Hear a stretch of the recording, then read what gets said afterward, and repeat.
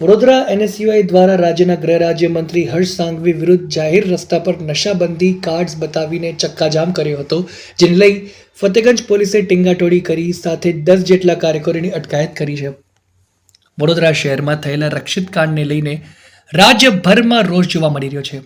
ત્યારે ડ્રગ્સના વેચાણને લઈને એનએસયુઆઈ દ્વારા રાજ્યના ગૃહમંત્રીના રાજીનામાની માંગ કરવામાં આવી હતી.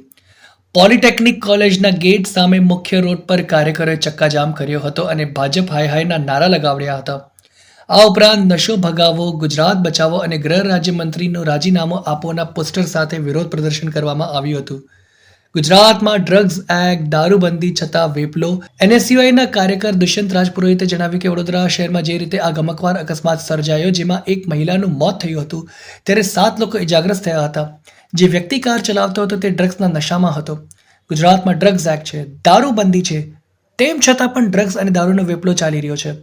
તેઓએ જણાવ્યું કે ડ્રગ્સ અને દારૂના આ વેપલા ગુજરાત સરકારની રહેમ રાહે ચાલી રહ્યો છે.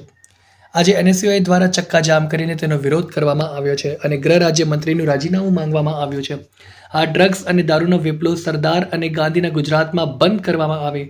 તેમની તાકાત ના હોય તો ગૃહ રાજ્યમંત્રીમાંથી તેમને રાજીનામું આપી દેવું જોઈએ, તેમ પણ જણાવ્યું હતું. જે પ્રમાણે વડોદરામાં ગયા 3-4 દિવસ પહેલા હિટ એન્ડ રનની ઘટના બની હતી. રક્ષિત જે ગાડી ડ્રાઈવ કરતો હતો એ પોતે ડ્રગ્સ લીધેલો, દારૂ પીધેલો, નશાની હાલતમાં હતો. જ્યારે ગાંધી અને સરદારના ગુજરાતમાં નશાબંધી વાળું ગુજરાત છે, ત્યારે ખુલ્લે આમ ડ્રગ્સ અને દારૂનો વેપાર થાય છે. ગુજરાત સરકાર અને ગૃહમંત્રીની રહેમ રાહે થાય છે.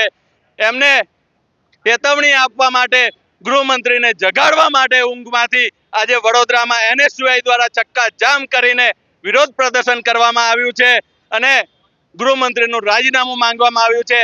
જે પ્રકારે ગાંધી સરદારના ગુજરાતમાં દારૂ અને ડ્રગ્સનો વેપાર ચાલી રહ્યો છે, એના હપ્તા રાજ્ય સરકાર સુધી પહોંચે છે.